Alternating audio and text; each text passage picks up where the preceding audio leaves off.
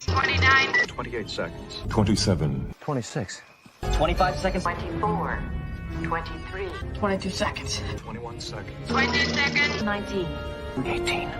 17 seconds. 16. 15 seconds. 14. 13 seconds. 12. 11. 10 seconds. 9. 8. 7. 6. 6 what? Copy. 5 seconds. 3, 2, 1. Hey, welcome cadets to Subspace Chatter. This week we'll be analyzing the 6th episode of Star Trek Starfleet Academy, Come Let's Away. So lower your shields, prepare to engage as we beam up opinions on this episode. Joining me today are a group of experienced fellow instructors. Let's introduce ourselves, starting with you, Dan. Hi, I'm Dan. I don't know if anybody would like to know any more extra information than that, but my name is Dan. Dal? Well, I'm Dallas, longtime Star Trek fan, short-time writer, reader, and speculator of sci-fi and pop culture. And Phyllis? I'm Phyllis. I'm a Star Trek fan from way back to the original series in reruns, and I was fortunate enough to write for Star Trek on Voyager and Enterprise, and have been watching my whole life. And Michelle? Hi, I'm Michelle, and I've been a Star Trek fan since about the late 80s, early 90s. And I'm Lieutenant Commander Eve Zellick, and I'm with the Real Life Starfleet Fandom Academy as the director of the College of Music. So let's get started. And I'm going to put this one out there because we were talking about it backstage. I've seen it being talked about in the comments. Let's just get this one out of the way. The opening scene, whatever that opening scene was, let's just throw our thoughts out there and get it over with.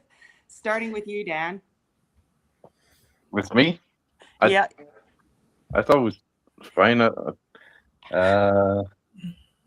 don't really know what to say apart from when we were discussing it a little bit before we went live. There were comments made that like it seemed like the producers were like, we can do this now, we can show sex now, which to me was a bit like ringing the bell off what they've done with swearing, cursing, and they're like, well, Right.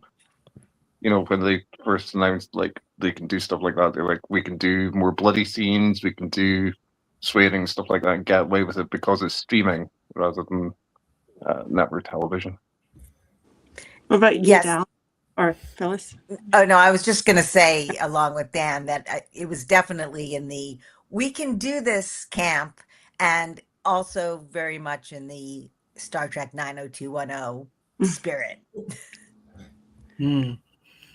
To quote Rick Sanchez, sex sells, you got to pump the gas. I am not going to make the obvious joke there. I am not going to make the joke. What do you think, Michelle? Right. Sex scenes aren't the easiest ones to get right. And I thought that this actually sort of sets up the connection that Tarima has with Caleb later in the episode. For me, I was thinking about it within the context of the only other really intimate Betazoid relationship we've seen play out was Troy and Riker. Yeah. And I was thinking, okay, they're trying to set up the thing, bring back the concept of Imzadi, where when Betazoids become intimate with others, that they develop a sort of connection that's stronger with that person than anyone else, psychically speaking. But I definitely was sitting there going, can we move on now? Like, I feel like I'm on the internet reading cheap fan fiction for a little bit there.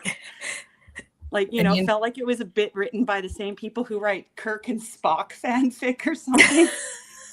Funny that you mentioned that, because I read an article a couple of weeks ago about how a lot of Hollywood writers now are not coming from the writer's room, but are really coming from a fan fiction background.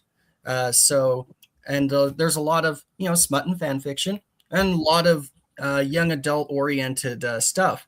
And I'm thinking, you know what? Some of that stuff is kind of leaking onto TV shows like in Academy. Now they're making love and there's a Field of Flowers, and that to me smacked of young adult novel tropes. You know, Those flowers look like tribbles to me. They really reminded Well, me of when playing that, the story. I thought there was an Ewok there when they saw the teddy bear. Yeah, the little bear thing. Yeah. Ewoks like to watch. Yeah, that Field of Flowers like really reminded me of the series finale of Discovery. Mm. I don't know if you remember that, but yeah, I do it was now. like, was it I've only just started Preserver? watching Discovery. Okay, so along the fan fiction line, what does it say about our Vulcan friend there? The fact that he, it turns out, is very heavily into Starfleet fan fiction through the comic books that he reads. What does that say? Because up till now we've just seen him as being sort of an arrogant prat. So what does that change anything about him for you guys, that he's into this, or what do you guys think about that? I definitely think it sort of changed things for me, and I actually thought it was a good plot device in there so that you could actually tell the computer what happened without telling the computer what happened. And I liked that. It made him more human, quote unquote, before he died. You might be insulting his dignity there. Yeah, exactly. But I say it with Spock affection. I know. Yeah, no, I know. I'm just thinking about that because there's that line where McCoy once says to Spock about how he's like something about him being too Vulcan or something in one of the movies, and he's like complimented by this fact. I think there was a time when McCoy told him that he was, getting more human, and he was like, "There's no need for insults, Doctor." Yeah, and then in the movie there was a comment. It was the movie where they go mountain climbing. I forget which one that is. Oh, that's the bad one. The bad one. Number Okay, 5. that's why I don't remember which one it is. Where McCoy makes a comment about how he's so Vulcan or something along those lines, like it's an insult, and Spock's like all happy to hear it.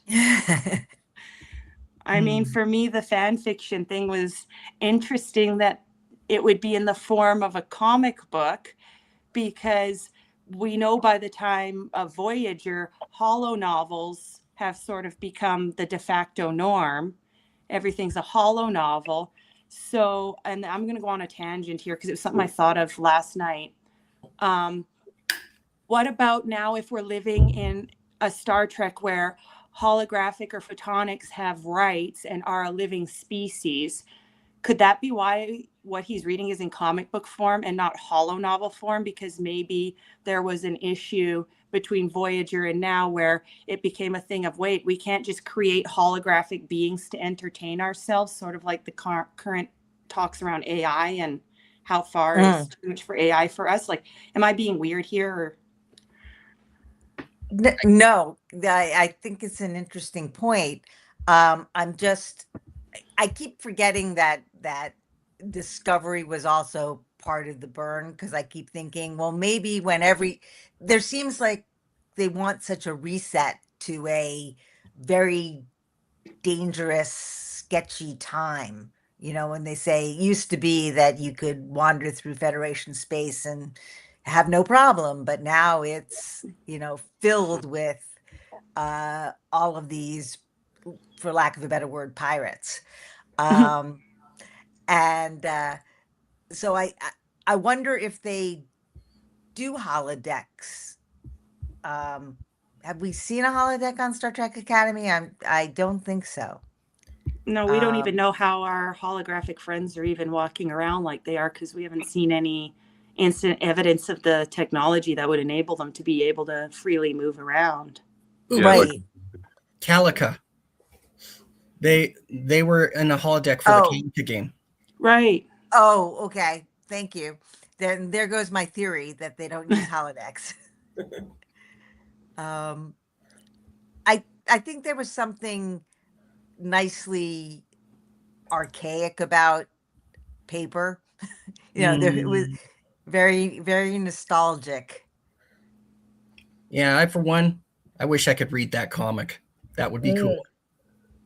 Yeah, I Was- wondered if there's maybe a comment on the like how with beta canon, like novels used to be published quite often, you know, books, Star Trek books, and now like they've decreased, but Star Trek comics are like I tried to read through like every comic that was published for Star Trek, and they're coming out at such an unbelievable rate that I literally couldn't keep up with it because there's so many series. And like I wondered if they'd used like maybe a comic artist to create that, you know, for the purposes of the episode. I'd Oh, yeah. I'd be interested to see if it was the same artist that do the IDW Star Trek graphic novels. Like, I'd be interested to see if it was the same artist or same group of artists. I saw similar drawing styles. I think so. Yeah, I haven't really looked at the Star Trek comics that much, but that seemed to be a very classic comic book style. Yeah. I think you and I have a couple of those comics, don't we, Dal? Oh yeah, definitely. I got a whole bunch in clearance from Dollarama from the Eagle Moss collection, graphic novels all tied together and hard covered. So yeah, those were really good. Okay, so the next big thing in the room here, we've got a new enemy race. We've got the Furies, which unfortunately, due to the opening scene, I initially heard as furries. And hey, we do know there's Star Trek furries. That is a thing. But the Furies, like, let's discuss them. What are your guys' thoughts on these guys? Like, you know, half human, cannibalistic aliens. Well, oh, sorry. no, I was just going to say that they called them half human, half alien, and it was weird, as though they were fused with a unknown species or something that They kind couldn't of looked be a little bit identified. Tholian. Like the face shape and stuff looked a little bit Tholian. It was kind of, was it fritzing on my TV or just sort of fritzing? Yeah, it was fritzing. Like, is that maybe a characteristic of these guys? Yeah, I think they're Dan? like transdimensional or extraplanar in nature. Maybe Dan? that. What were you gonna say, Dan? Well, I have remembered watching that. No, I have remembered a species called the Furies from a series of crossover novels, Star Trek crossover novels, where they had an event back in the 90s. Like one book was the original series, one book was Voyager, one book was DS9, that was called Invasion, and the species in that was the Furies. And I thought, is that meant to be the same species? And then, like, very shortly after the episode came out, I asked a couple of authors, Star Trek authors, and Dayton Ward said to me, I'll read his response. There's very little likelihood of them ever using anything from the novels, at least not in some overt way. Maybe a spy reference or two if we're lucky, but that'd be about it. So, and other people that I've noticed have commented on Facebook that they're clearly not the Furies from the novels. In the episode's end credits, apparently the singular form of the word Fury is Furie, which is different from the books because it ends in a Y with the books, Fury. So yeah, they're quite significant. They are half Linar, and we see Linar is like a bat-like species that we see in Chain of Command. Right, they were talking about their Yeah. reaction to high pitch frequencies. Yeah, I think they go down as Fupon, like Beverly Crusher and Worf. They seemed insectoid to me, but it may have been just me. And it's in the insectoid, isn't the episode as well? And if they're Tholian, and their Tholians are insectoid too, like they're not humanoid in the least. Yeah. I swear I heard clicking at some point, but and that makes me think Xindis are Tholians because they don't speak in the way we speak. But I was thinking too, like, It's I think it was Braca who said that the Furies don't want to be Furies Fury. and that they're in absolute excruciating pain all the time, and that they're, like the way he put it, they're victims of what they are, was the impression I got. So I was wondering, is this some kind of Fallout type genetic engineering thing that went sideways and they just dumped it, or let it get out and then they couldn't contain it? Or was this, a choice made by some humans to fuse their DNA and it went wrong? How do you end up with a species like this, especially the cannibalism? Because for humans, the only time humans typically resort to cannibalism outside of a few tribes, like indigenous tribes that practiced it, cannibalism in humans is actually excessively rare, except in extreme circumstances. So Yeah, I thought it was interesting that they picked that trait because it's kind of a disgusting one. And when they started going around Sergeant Toma, whatever his The name, Lieutenant the Commander instructor, Toma. the instructor, it was just, I could tell the feeding frenzy, and it was like yuck. Even though they were kind enough not to show us anything except the corpse at the end. I heard comparisons to Reavers from Firefly, and in my impression is they definitely have that, but they also remind me of Cenobites from the Hellraiser series. Excruciating pain. They got weird things attached to their body that look like, they're supposed to invoke pain and look fierce and intimidating while doing it. I'm guessing they're blending in some horror elements as well. Another one of these things that modern writing is tending to do more of. I remember the novels, the invasion novels that did use Furies. The novels made the case off that the name comes from Greek mythology. Yeah, it absolutely comes from Greek mythology, and the one thing I was trying to think, I think the Furies may have been cursed in a way, which would sort of translate to being always in pain and always angry and that kind of thing. It was definitely a nod to Greek mythology. And it's a cool name. Yeah. I mean, I'm also when you mentioned the horror thing, now I'm thinking another Roddenberry show, which is Andromeda, and we have the Magog, and we find out that, well, the one Magog there, Rev Bem, truly believes that he is from like a creator or something, only to find out later that his people are the way they are because they were born of the abyss and their entire job is to sow chaos and destruction, essentially. I felt a little bit of that with the feeding frenzy, because when the Magog babies are born, they devour the body that they were born out of. Oh, great. Waste not, want not. Wow. Funnily enough, they didn't, other than that, to me, they didn't seem that intimidating, other than their threats. Everything was a little bit sort of,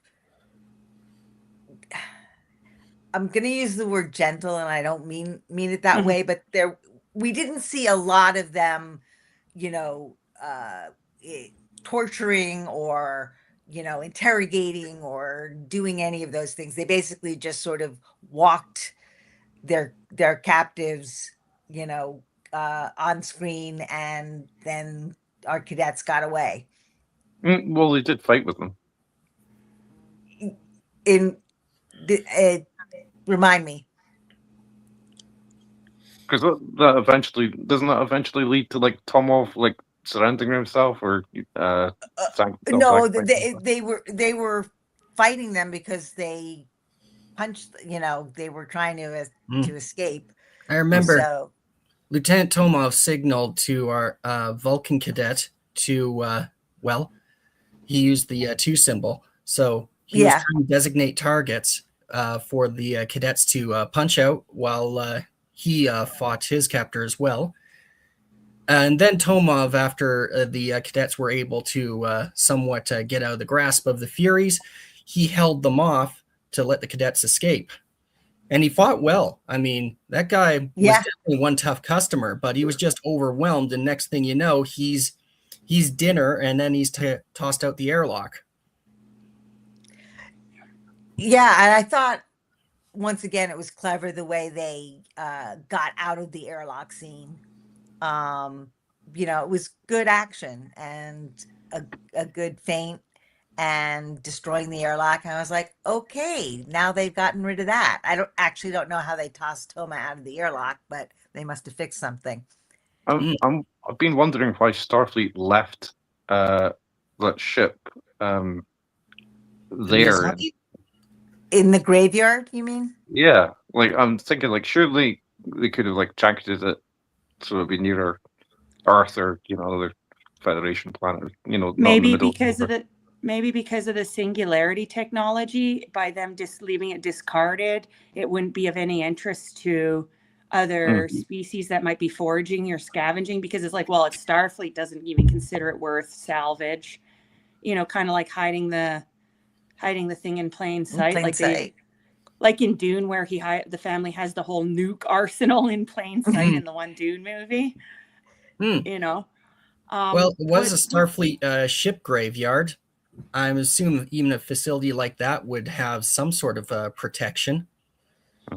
See, the part of the Furies that's bothering me is if their entire purpose is that the only way they can relieve their pain is by consuming and hurting others, why the ransom demand? That part's kind of odd. That seemed like a Noose Braca kind of plan. Yeah, because that's more of a Noose Braca thing, because he's after money and power. But the Furies, I can't see what the Furies would want with money. I think if the story was true and it was hard, there was a lot of lying going on. But the fact that if Noose basically defeated them through this sonic warfare, they may have been more pliant. They may be sort of a servant species for him now, and we're basically just following orders. Mm-hmm. That would actually fit, because it was bothering me last time. Like, why does he want to why do they want to ransom? That makes no sense. But moving on to that, we've got Noose Braca back. Yay! Good Yay! And I know Dallas said last night, he's like, he just saved that entire episode. And I did see a meme, and I posted it to our local Star Trek group that we belong to, and it was Paul Giamatti, and it makes the joke about Paul Giamatti received injuries after having to carry the entire Academy series on his back. Oh, that'd be a massive hernia. Yeah. But so Noose Braca, what I thought was interesting, and I want to put this out there, what kind of past relationship does he have with Aki? Because he's got a lot of personal knowledge about her. And he calls her babe at one point. Does he mean it sarcastically or maybe Sarcastically, I think. Mm-hmm. It's hard to tell because he's kind of smarmy. He is smarmy, but it's smarmy more in the, I don't know, there are times when he reminds me of a very nefarious Harry Mudd. Oh yeah, that's a good shout. I think, well, regarding the history between them, episode 1 is their history. Yeah. But it seems as though the loss of her son, happened, way before she was on heading that prison planet, or heading that planet, whatever that planet was.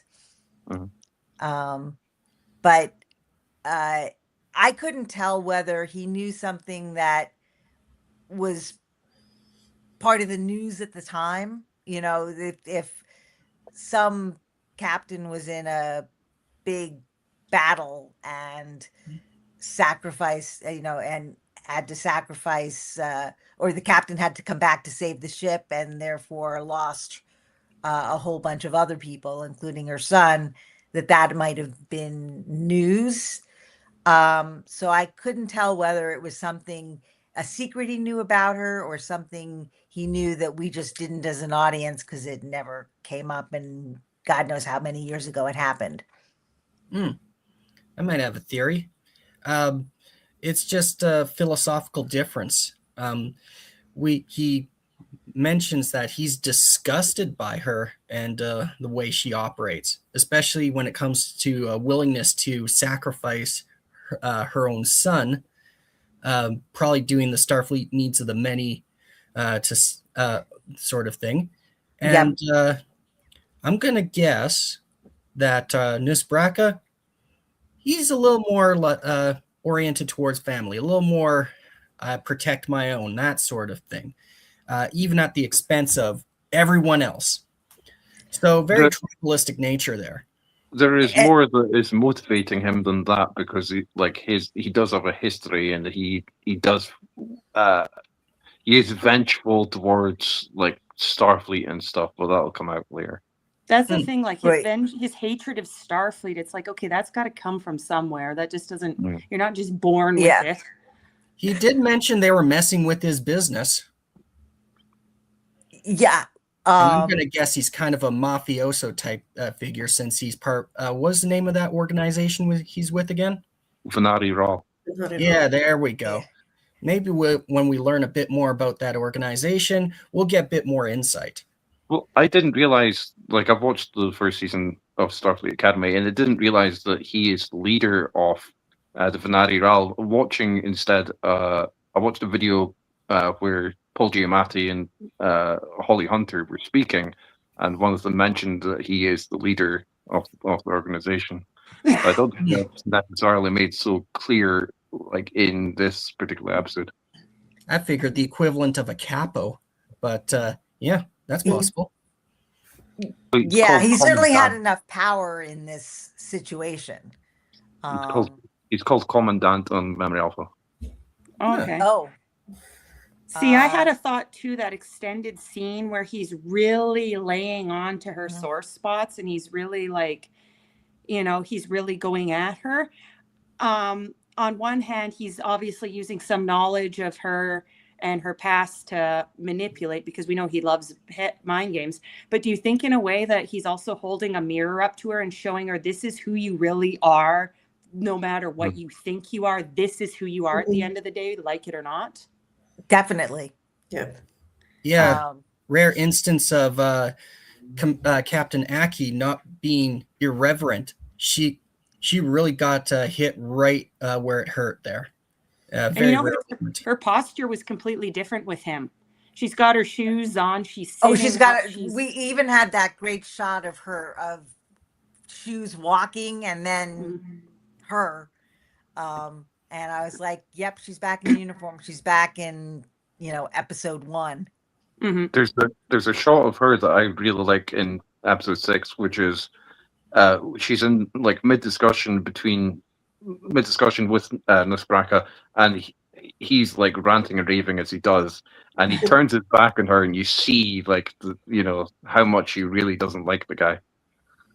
Oh yeah. And the feeling's mutual. Yeah, and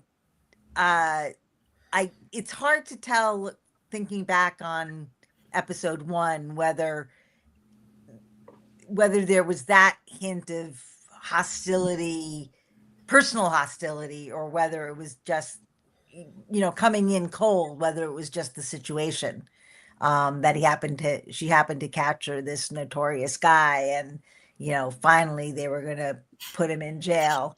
And to some extent, within just the world of Star Trek, Starfleet Academy that we know, that's the sticking point for him. No one captured him before. Because this whole thing seemed very personal. The first episode was business, but this seemed extremely personal at this point. I mean, just his whole way of walking in. And the thing is, he doesn't walk in, guns blazing. He doesn't walk in like a one-man armory, but he walks in like he already owns the place, like he knows the outcome. He's just, letting her know. He reminded me, or this part of it with the ruse reminded me of Die Hard, where they're going in as terrorists and they're really just robbers. And this was a similar feint and bait and switch. Funny, I thought it was a cool, little touch as well that Kelrick is one of the armed officers who takes them aboard. Yeah, he seems to have no interest in Kelrick or anyone else, just Aki. Like she's his only. She's his only target. He doesn't seem to care about the rest. It's kind of reminiscent of like Benjamin Sisko and Galt Cat. Yeah. Yeah, like I think we were discussing it, Dan, that it's kind of similar to Waltz, the interaction, but there is a few differences because they're both supposedly interested in saving the cadets. Only to find that, of course, that he has gone and played a completely different tune. Oh, he's interested in saving whatever saves his own interest. Exactly. If that helps the cadets, okay. If it doesn't help the cadets, no skin off his nose. What does he care? He's got no personal connection to him, but he's very interested in Caleb.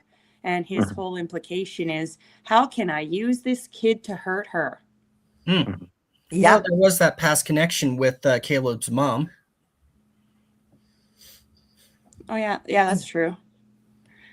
I mean, yeah, he's kind of, ugh. I wanted to put this out there because the whole scene with Noose Braca actually fits with the title of the episode, which the title of the episode is Come Let's Away, which is a quote from King Lear. And even though we all know you haven't experienced Shakespeare until you experience it in the original Klingon, we're not Klingon speakers, so we'll have to do it in English. We know that Star Trek has drawn on Shakespeare thousands of times. I mean, the most notable for most people obviously being things like Patrick Stewart's Shakespearean background is very evident throughout Next Generation. And then, of course, we had Christopher Plummer as the Klingon general there who's quoting Shakespeare all the time. Right. So with King Lear, for those who aren't familiar with the story of King Lear, the brief synopsis is there's King Lear. He's getting old. He has 3 daughters, and he's decided he's going to abdicate his throne and divide his land among his daughters based on the outcome of a test of how much they love him or profess to love him. 2 of his daughters flatter him for their own ends, whereas his youngest daughter, Claudia, turns around and says she loves him as a father, as her duty, but no more. And so he disowns Claudia. And is it Cordelia or is it Cordelia? Sorry, Cordelia. Okay. Sorry, the names are similar. But you don't hear the name Cordelia that often. So Cordelia, he disowns Cordelia, and he later on his entire life ends up in ruin because of the machinations of his daughters and their husbands who are really just interested in money and power, and he dies alone after seeing Cordelia be killed in front of him. He dies alone essentially, and not before he's driven mad. So, and the line "Come Let's Away" is when him and Cordelia are sentenced to prison and secretly sentenced to death. And she protests a bit, and he says, "No, come let's away to prison." And he goes into this long monologue. But their themes of death and family and family betrayal are pretty much all throughout King Lear. So do we feel that this episode draws on that, ties into that? I'm trying not to throw too much out there because I've actually seen King Lear performed live here in Calgary by one of the Shakespeare companies. So it's one of the few plays I've actually seen live by Shakespeare. I've read it, but it was a long time ago, but it definitely sticks. It's weird because if I were to map King Lear on top of this, I would think it was a betrayal between Nusbraka and Caleb somehow. And that didn't really seem to come out in this particular episode. Yeah, I suspect that Caleb's mom, and maybe even Caleb himself as a kid, worked for Nusbraka, and that would definitely tie in. Yeah. And it was also about maybe secretly Ake betraying Caleb somehow. Well, obviously betraying Caleb by sending his mother away. But maybe does she feel she betrayed her own son too because she knowingly ordered him to his death, which that would fit with King Lear because when he finally figures out in prison that Claudia was Cordelia. Cordelia. I don't know. I'm going to keep getting that one wrong. Where he finally realizes in some sense that Cordelia was the only one who had his interests in mind and he betrayed her by disowning her. And they both she ends up dead in front of him. To me, especially the way he was leaning on Aki's decision regarding her biological son, and it's almost like Caleb is her do-over. Yeah, very much. That will come back to bite her then. Yeah, well, it bit her in this because it sort of implied that she was so emotionally invested in saving the cadets and Caleb that she missed the intuitive thing she was feeling about him, not about there being something other than just wanting the Federation off his the Furies. the wormhole passage and dilithium crystals and all that kind of stuff. I can just imagine what Caleb would make of all that once he finds out. Yeah, I'm gonna throw this out here because I was doing a little bit of digging and on different interpretations of King Lear, and weirdly enough, I gotta say the one that fits the most is Sigmund Freud. Go figure, because we all know what that guy was up to. Well, then we can explain the beginning of the episode.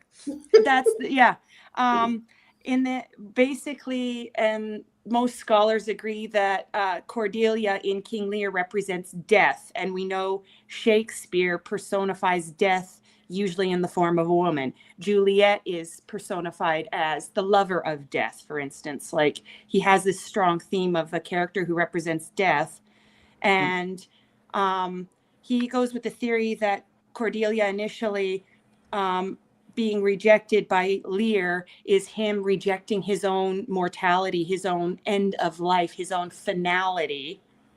And that later on, when he's forced to carry her dead body out, he's forced to come to terms with the fact that everyone has a finality and ending. And the quote Freud uses is, she makes Lear make friends with the necessity of dying. And that line stands out for me because for Aki, sending her son into battle like that, knowing the outcome for him, she would have had to, in a way, make friends with the necessity of death for that outcome, in the same way Troy had to when she was trying to take her commander test and kept failing because she couldn't order somebody to their death. It's interesting you say like the connection in Shakespeare between females and death, where it seems like, at least just now, like the connection between males and death in Shakespeare is coming more to the forefront, I think, because like, you know, I think like Hamlet's quite connected to death with the skull and stuff like that. Yeah. And you know, there's the recently released film Hamnet about the the death of Shakespeare's son that motivated him. I've actually read that book. Is it good? The book is fantastic. Yeah. Okay, so it's not going to and feel that- like high school English where they're like read Shakespeare and we all groaned. No. No, Actually, no, no. yes. It's really, the book itself is so well written and written in a way that you barely see Will Shakespeare in it. The movie is much more straightforward than the book Okay. is. But the other thing that popped in my mind when you were talking about Freud's interpretation is that you were talking about Ake having to make friends with death over her biological son. Well, friends and with the necessity of death. with the necessity of death, whereas she doesn't have to face death in the same way, and that also drives Nusbraka crazy. So he wants to be able to hurt her for the rest of her interminable life, and says as much. Yeah, this because I noticed he was really leaning heavily on the fact that she's, unless she dies in battle or something, she's not going to have, at least as we know it, she's not going to die, because we don't know if they are truly immortal or if they're just so excessively long-lived nobody knows. Because with Elorians, we know they're excessively long-lived, but we really don't know what their full lifespan is. So I was surprised about I was like, really, like on a 32nd century ship, like it seems that difficult to like operate like the engines and stuff, control what's going on in engineering from the bridge. I would have thought that'd be simpler. You mean on the stranded ship? Yeah, the Miyazaki. Honestly, though, it was very damaged. So, and the computer was there was that part about how all the little bits to survive were all over the ship and had to be reconstructed in order to, because it was a test. Yeah. Yeah. So chances are it was set up to make it a little more difficult. Oh yeah, that's true. Because it's a testing ground. Yeah. Right.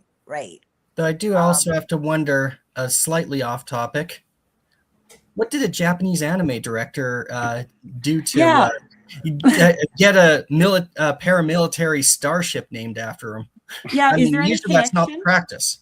Is there any connection to the name Miyazaki and Star Trek? Because, that was my first thought is, why are they talking about Miyazaki, who's considered to be one of the greatest anime filmmakers in Japan? Like, where's this coming from? Unless it's just because, there's a Star Trek graphic novel, so let's pick an anime guy and throw his name on a ship. Like, I have seen speculated. I wouldn't about them to Easter egg it. I have seen it speculated online, and Trackcore has certainly speculated it in their review of the episode. Speculated that it connected to the comic. It's connected to the director. Yeah, because that's I know most fans who watch Star Trek are going to also be anime fans, and right away they're all going to go Miyazaki. Like, where's that coming from? Or they're going to go Miyazaki. Well, not being an anime fan, I figured I'd forgotten the Miyazaki character from the original series or the movies or something like that. Miyazaki was Spirited Away. Okay, yeah. Literally, Rosso, really good. Yeah, think of if you look up a top 100 best anime movie titles, probably half the list is going to be Miyazaki.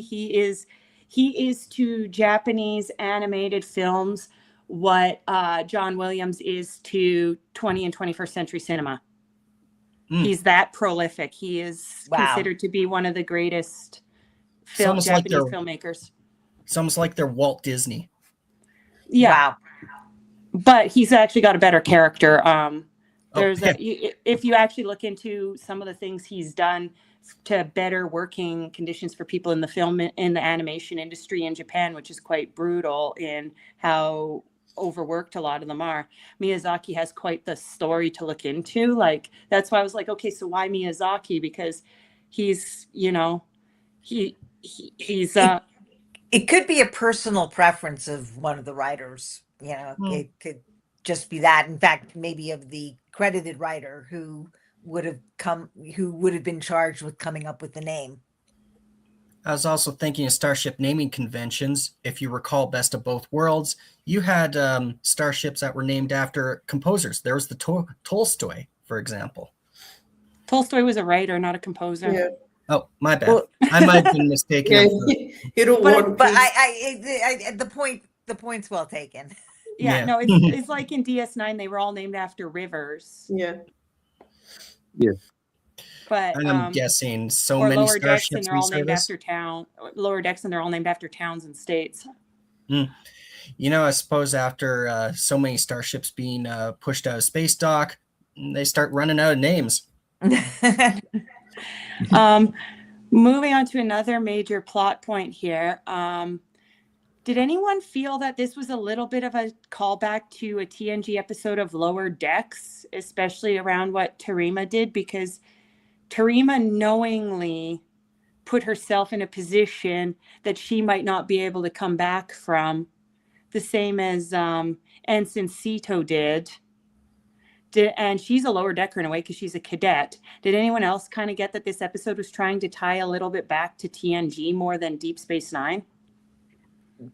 I could definitely see ties to I mean, the feel of it was much more mission oriented and straightforward in that way, like TNG. So I don't remember I know I saw Lower Decks, but first when you said Lower Decks, all I do is think of the animated series now. But I don't remember that episode well enough. She was a Betazoid? In that episode, it was a Bajoran. She was originally one of Wesley Crusher's Nova squad that got in trouble for the illegal maneuver.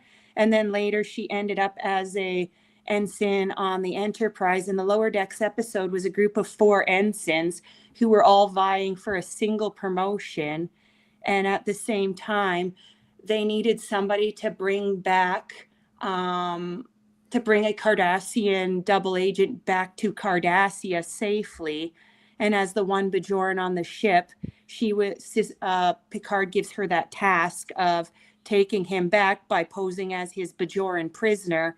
But it's made clear that while they will do their best to get her out safely, they can't guarantee it.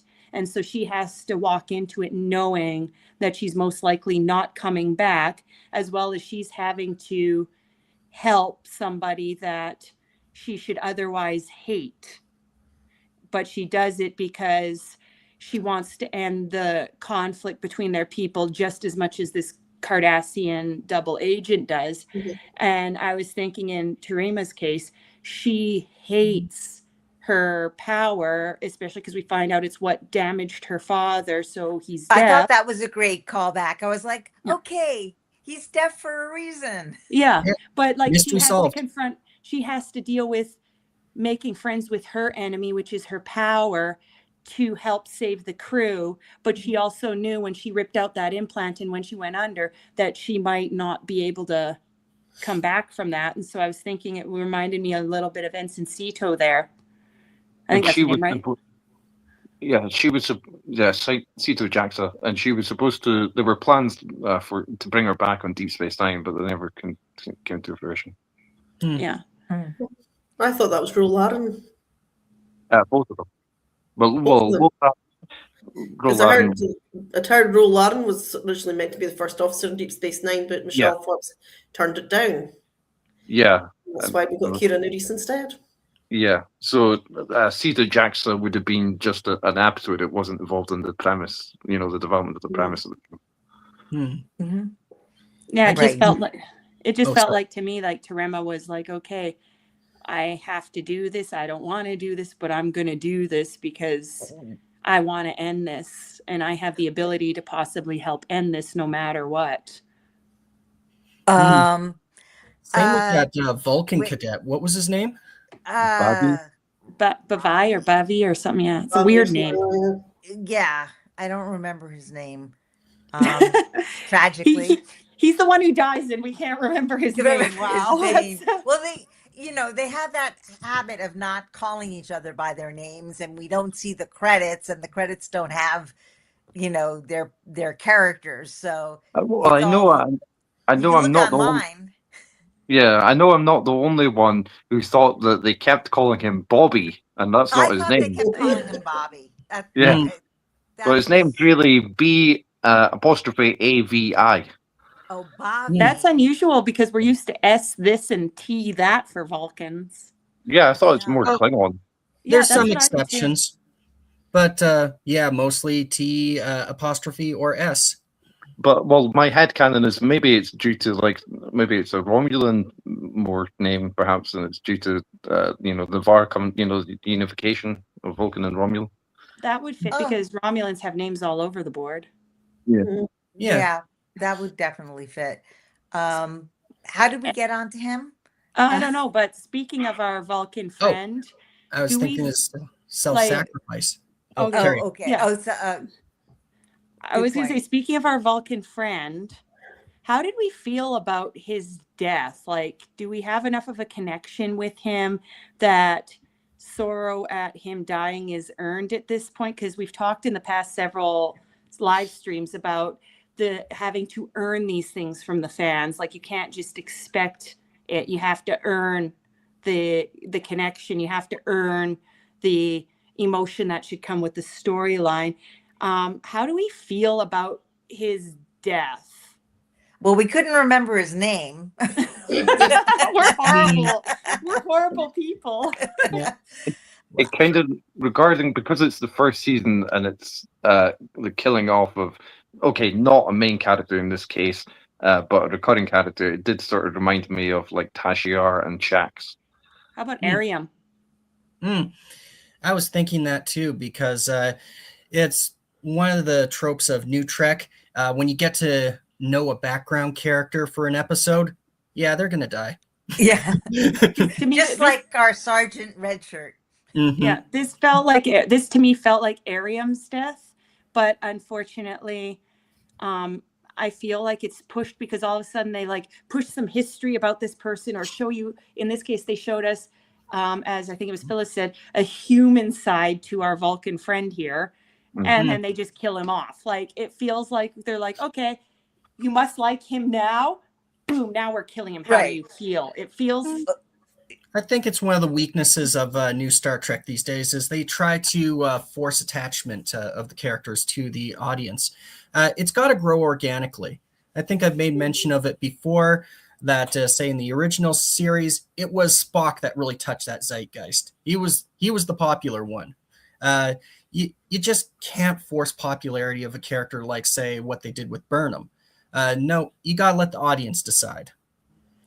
I mean, when Yar died, we already had a connection with Yar because we'd gotten to see over several episodes, some of them a little bit ham-fisted, but we got to see some great Yar episodes, including, while it was not intentional, her intimacy with Data and stuff like that, which, by the way, is intimacy done correctly, Star Trek. We're watching you.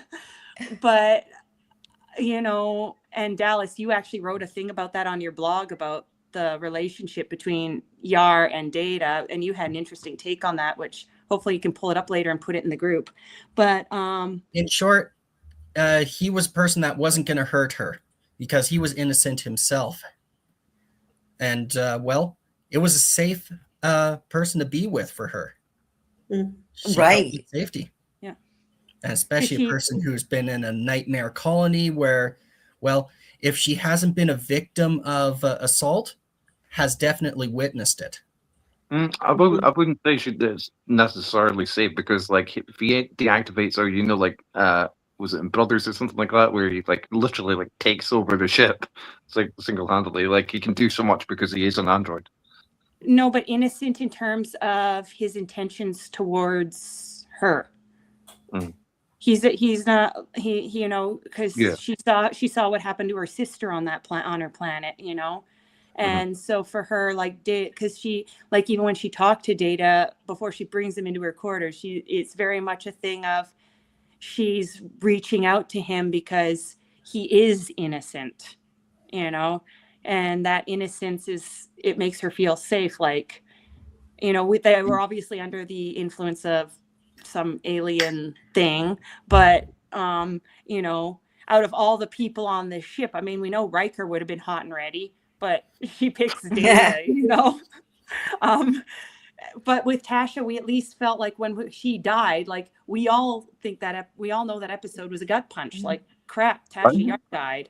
I felt the same way when Shax died. I was like, this guy's my favorite character in the entire show. You know, Bring it back anyway. That motivated the creation of this YouTube channel because I was like, I need to pour in my frustration into a creative outlet. Yeah, I remember that. But yeah.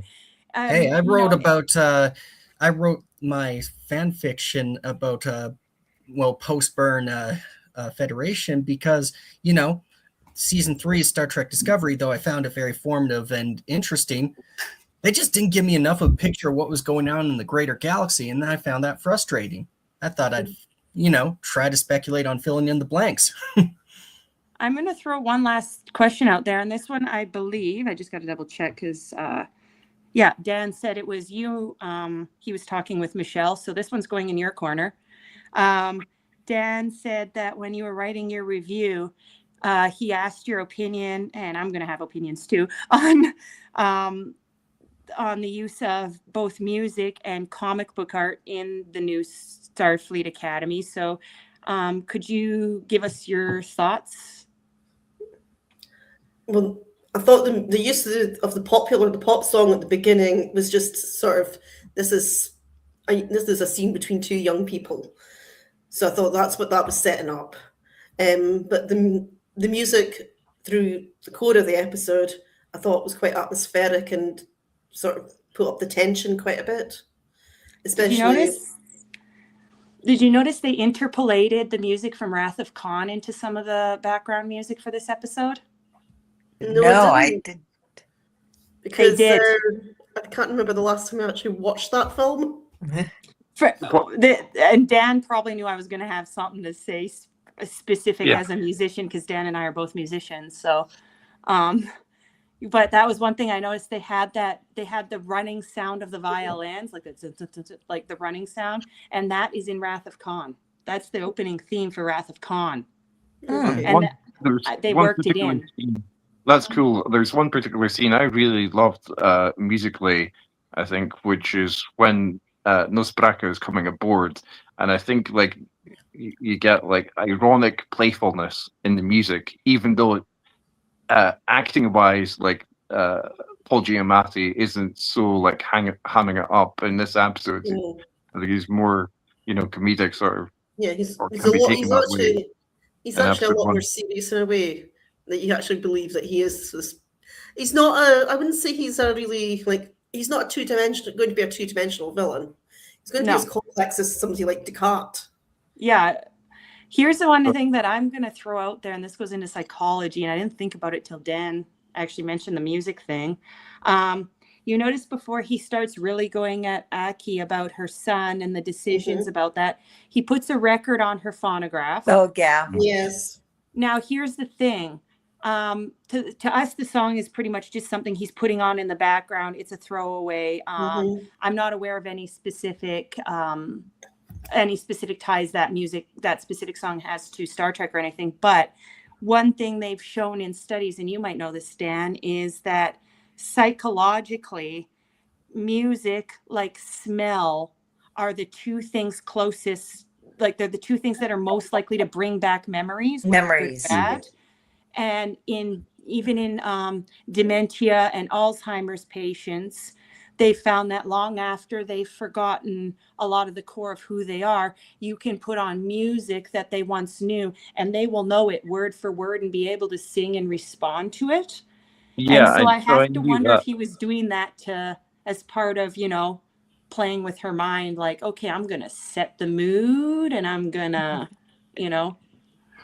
Yeah, I knew that, but I only recently discovered that actually they don't know why that is. They don't. Yeah, that's what's the fascinating part. I am not going to say too much because I don't want to reveal who this person was, but I did have a student who was in a coma for a year and a half due to a severe car accident, to the point where his brain hemispheres separated, and they said he would not even regain consciousness. And he had a family member who was in a band and who went in every day and put headphones and an iPod on for him to listen to in the coma. And when he woke up, this was a guy who had no connection to music before, but when he woke up, he knew all these Beatles songs backwards and forwards because that's what he'd been listening to in his coma. Wow. Wow. And this was a guy who had speech issues and processing issues and everything due to the brain damage, but yet knew these songs like up and down and backwards and forwards. And so I thought, like, okay, he's putting on the music because he wants to trigger something in her mind. Mhm. And we've seen since Strange New Worlds, they've started using music more and more as a sort of form of either overt or covert communication. It's interesting you bring up Strange New Worlds. I noticed someone commented on Facebook that one difference that they've perceived between Starfleet Academy and Strange New Worlds is that they seem to be wrapping the humor and the seriousness together more successfully in they feel in Starfleet Academy. Because there's occasional episodes in Strange New Worlds where like it's the comedic episode and it's Right. more subtle in Starfleet Academy. As long as we don't talk about the musical episode, because I'm the one who wrote the very scathing review of that. Well, they got some comedians in the writing room, so that helps. You know what? Yeah. I actually we didn't really get much comedy in this episode. No, that's not what this episode was about. No. Except for Paul Giamatti, who brings it with him just He brings effortlessly. he brings a very unusual sort of comedy. Like for me, the comedy from him in this episode came more from the way he walks around, like how he's clicking his metal fingers, or like when he does the chomping, Right. or he's like poking the hologram of Vance, and the first time he pokes him, he doesn't realize he's a hologram, and then his image like fizzles. So then he keeps poking him because to him this is amusing. Oh, you definitely got to watch Shoot 'Em Up. Giamatti plays the villain. He's kind of like the Elmer Fudd to Clive Owen's Bugs Bunny with guns.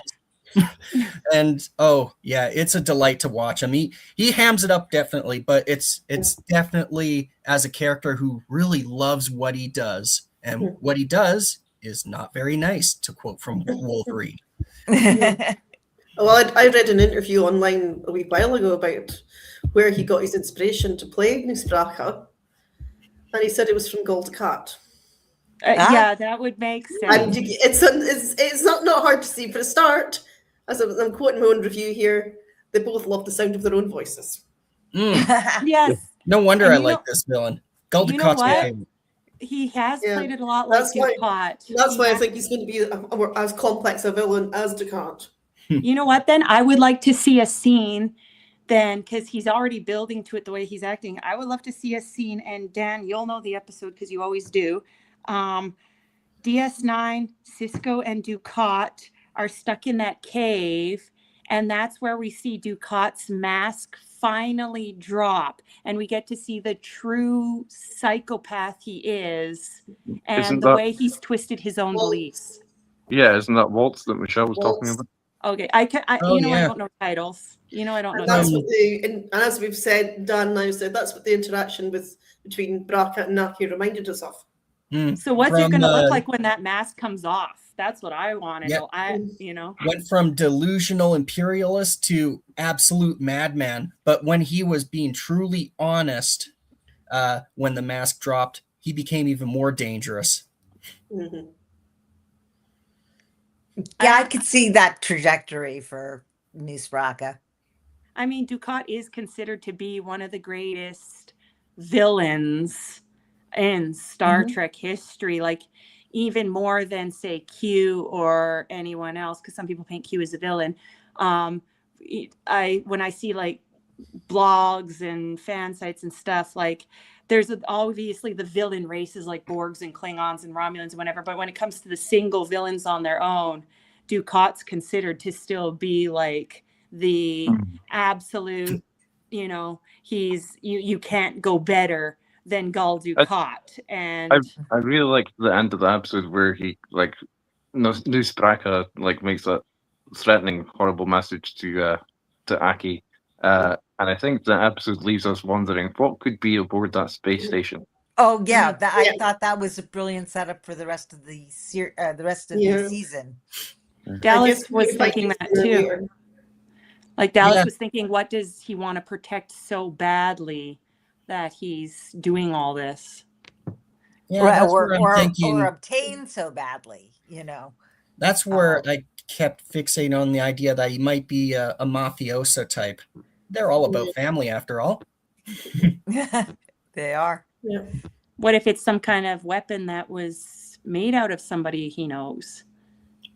We've seen Star Trek turn people into weapons before. I mean, there was Echep. But one thing for sure, well, Starfleet didn't do that, but Star Trek did that. Sorry. He was willing to work with Furies to get it, and he was Furies that he had conflict with. I mean, he's got to be protecting something big in order to make deals with literal devils.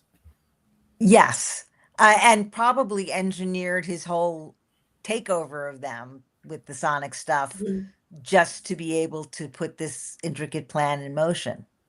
Almost like how the Borg willingly work with Janeway because of species 8472, that it's something so horrible that they'll work with the one race that they absolutely can't subjugate but want to. Like it kind of gets like, he's willing to work with the one race that can't be subjugated, to get whatever he wants, whatever his end is. Well, because I don't know if it's his end game, but Nuspraka certainly seems to want to destroy the Federation, this nascent Federation. Like it was mentioned earlier that, he doesn't focus on Kelrick, he focuses on Aki. But I think, the impression I get from this episode is that he's got really a thing as well against the Admiral. Mm-hmm. I think the Admiral he sees more as representing something he doesn't like, because his attitude towards the Admiral is pretty dismissive. Like it's not threatening, it's not trying to prove domination or anything like it is with Aki. With the Admiral, he's more just like, I'm here, I'm in charge, go away, little boy. Like he's got that kind of he seems to just sort of discount Vance, like you're nothing, go away. You might have fed an Orion poop apples, but you're nothing. Go away, All right. So I know you like to wrap this up close to time here. So let's go around once more. Throw out any final thoughts you want, anything you want to say that we might have missed. Dan, go ahead. Well, as I said, I really like even though it's been mentioned during this review that there isn't much comedy. It's low in comedy. It's high in stakes, but I really like that there is a comedic element I perceived to the music. I thought it was cool when I thought, they're using the name Furies again, like how that ties it into Beta Canon. Mm-hmm. I'm a bit frustrated by the lack of continuity otherwise, but as someone else mentioned, I do like the internal continuity where it explains, like in episode 2, the deafness. But yeah, the overall continuity I found a bit disappointing, even though I do enjoy the episode overall. Gal? I thought it had a weak start, but again, Paul Giamatti, his performance as Nusbraka, it saved the episode, and I think time will tell, but I think people will look at Nusbraka, those who paid attention at least, and they'll see him as one of the great villains of Star Trek. Right there with Gul Dukat, right there with Khan. Yeah, it kind of blends a little bit of both, and then puts his own spin on it. Maybe that's why the Khan music. So, there you go. Even if it was a bit of a flawed episode, it's definitely a pivotal one. It's setting up a lot of future events. So it's a can't miss episode. And I really liked it for the stakes. I think this was my favorite episode, mostly because it was a mission. I also like the fact that we didn't see a lot of the cadets doing lots of stuff. I mean, they were integral and had their moments, but it was a very small piece of them. Even the ones on the bridge, Raimi and Genesis, were sort of incidental.